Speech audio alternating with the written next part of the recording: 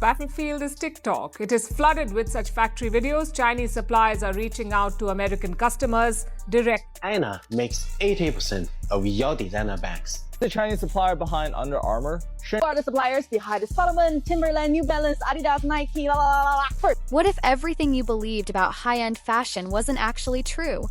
Imagine this. You've been setting aside money for months, skipping takeout and dodging impulse buys, all for that one dream purchase, a sleek, iconic Louis Vuitton handbag. Kind that promises legacy and craftsmanship. You walk into the boutique, heart racing, and finally make the splurge. But then the unthinkable happens.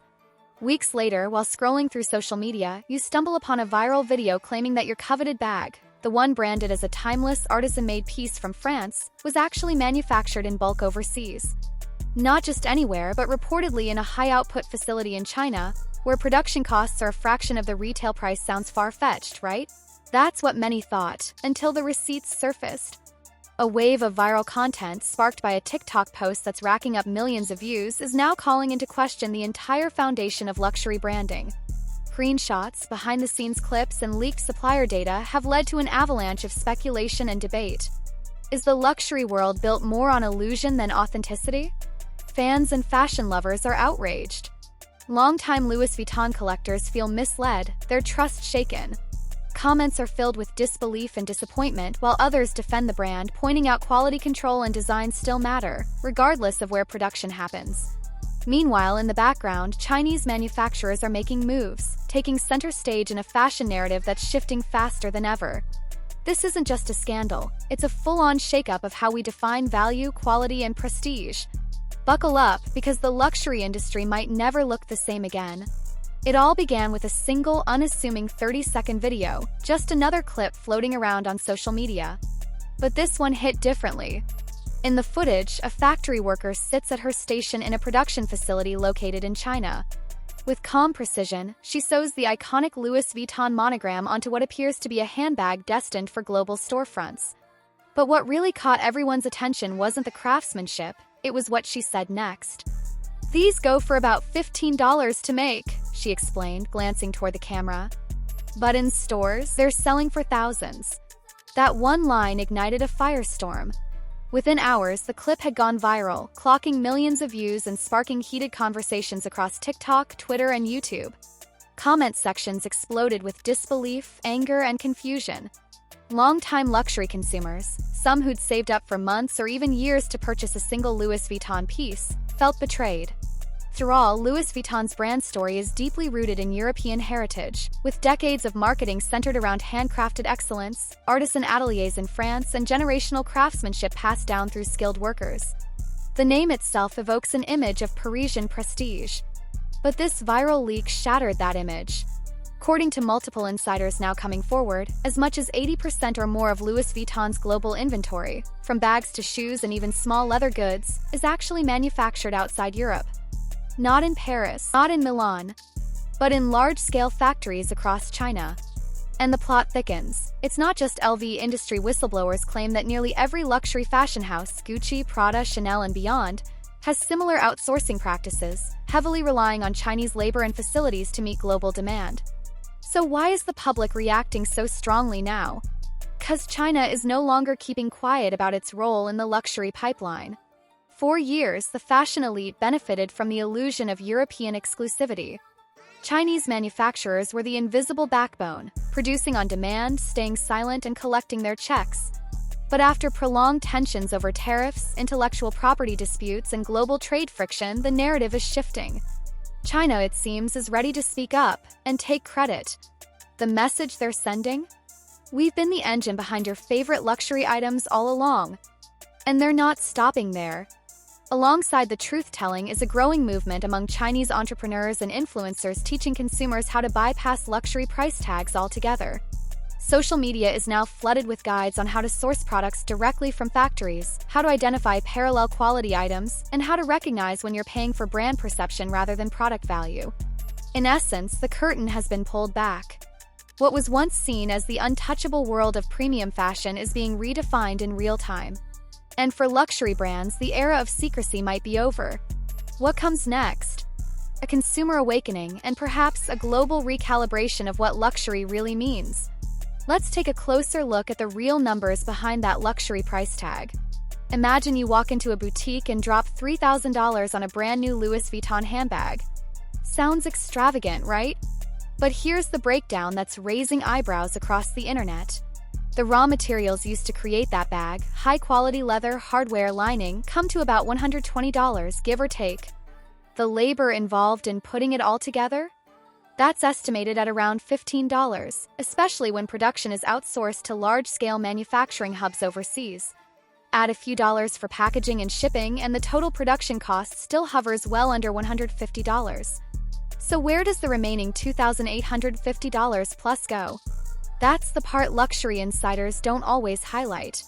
A massive chunk goes toward maintaining the brand's high-end image. Think glossy ad campaigns, celebrity endorsements, influencer partnerships, and extravagant runway shows. Then there's the cost of prime retail real estate. Flagship stores in major cities like New York, Paris, and Tokyo don't come cheap. And finally, there's the profit margin, because make no mistake, what you're really paying for is not just a bag, but the feeling of being part of an exclusive world. As one tweet that went viral summed it up, "I didn't spend $3,000 on a bag. I spent $3,000 to feel like I belonged to the 1%. That single post struck a nerve, sparking thousands of replies from shoppers who suddenly realized they might have been buying into more of a fantasy than a product. And now, with that fantasy unraveling, many loyal customers are beginning to question everything they thought they knew about luxury. Feeling the pressure from the viral backlash, Louis Vuitton responded swiftly and aggressively. The brand released a formal statement denying the claims, labeling the leaked footage and allegations as inaccurate and damaging to the integrity of their craftsmanship. But they didn't stop at words. In a surprising move, LV took legal action, filing lawsuits against some of their own manufacturing partners. That's right, the very factories they've worked with for years suddenly found themselves at the center of a legal firestorm. And here's where the story takes a shocking turn. According to insiders close to the situation, these same factories weren't just producing goods during standard business hours. Allegedly, once the corporate lights dimmed and official shifts ended, the same assembly lines were repurposed to create look-alike versions, virtually indistinguishable from the originals. These nearly identical products were then sold on the gray market at a fraction of the retail price. In essence, the factories were playing both sides, manufacturing genuine Louis Vuitton items during the day and turning out unauthorized duplicates by night. LV's legal team claims that this unauthorized activity has caused significant damage to the brand's image, calling it a breach of contract and a serious violation of trust. Their lawsuit argues that this behavior undermines consumer confidence and devalues the exclusivity they've worked so hard to build. But many critics and consumers weren't buying the narrative. Instead, they turned the blame right back around.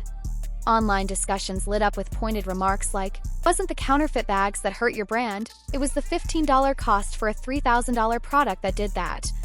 Others chimed in, suggesting that the illusion of luxury had already been cracked long before the leaks.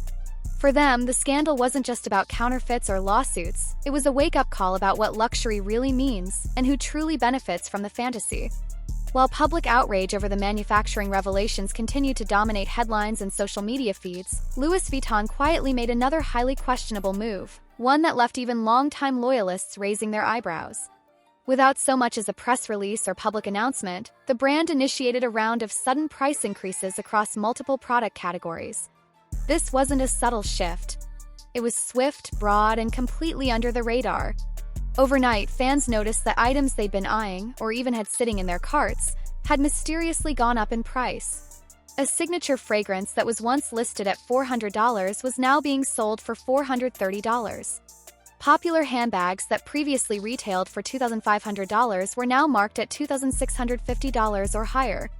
Change was instant and, to many, felt like a slap in the face, especially given the timing right in the middle of a credibility crisis. So why would a brand risk hiking prices during a scandal? Industry analysts say it's a strategic move rooted in confidence, or arrogance depending on who you ask. Louis Vuitton has built an empire on exclusivity. They understand that, for many of their customers, the product itself is only part of the appeal. The real value lies in the prestige of ownership. That iconic logo represents more than a bag or a bottle of perfume, it's a status symbol. And LV knows that for some, that symbolism is priceless. But this time, their gamble may be backfiring. Instead of quietly accepting the hike, customers took to social media in waves. Comment sections across fashion forums, TikTok, and Instagram were filled with disbelief and frustration. One post that quickly went viral read, "They really think we don't notice. LV must believe we'll just keep paying no matter what." Others echoed the sentiment with biting commentary like, "Treat us like we're clueless." The price hikes, combined with the mounting controversy, have sparked a larger conversation. It's no longer just about the cost of luxury. It's about the value of transparency, the ethics of branding, and whether loyalty should come with a price tag that keeps rising while the trust keeps falling. Then came the twist no one saw coming, the kind of move that sent shockwaves through both the business world and fashion circles. Bernard Arnault, the longtime leader and public face of Louis Vuitton's parent company, suddenly announced that he would be stepping down from his executive role. To the average observer, it may have seemed like a routine change in leadership. But to those watching closely, the timing felt far from coincidental. Just days before his resignation, Louis Vuitton's stock took a major hit, dropped by a staggering 7% in a single trading session, wiping out an estimated $9 billion in market value almost overnight.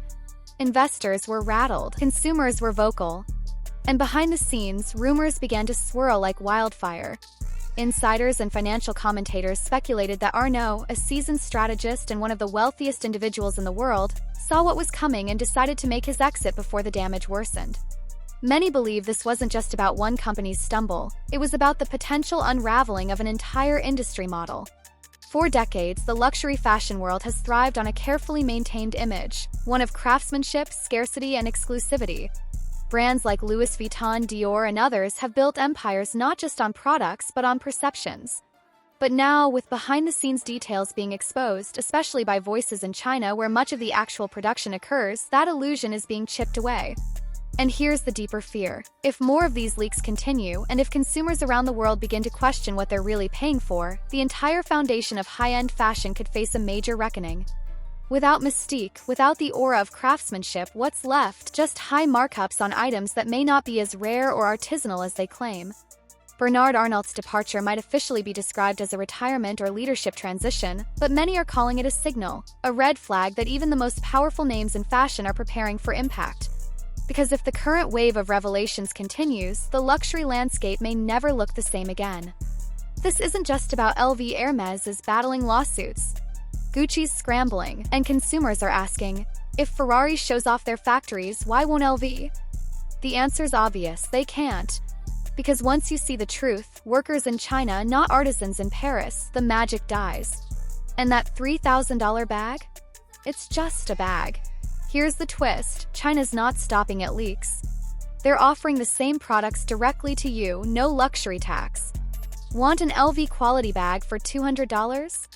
They'll ship it. It's economic warfare, and the West is losing. As one analyst put it, we taught China to make our goods. Now they're teaching us we don't matter, so here's the big question. Does luxury even exist anymore? Or are we all just paying for a logo? Drop a comment, would you still buy LV? And if you're done with the markup, check the links below.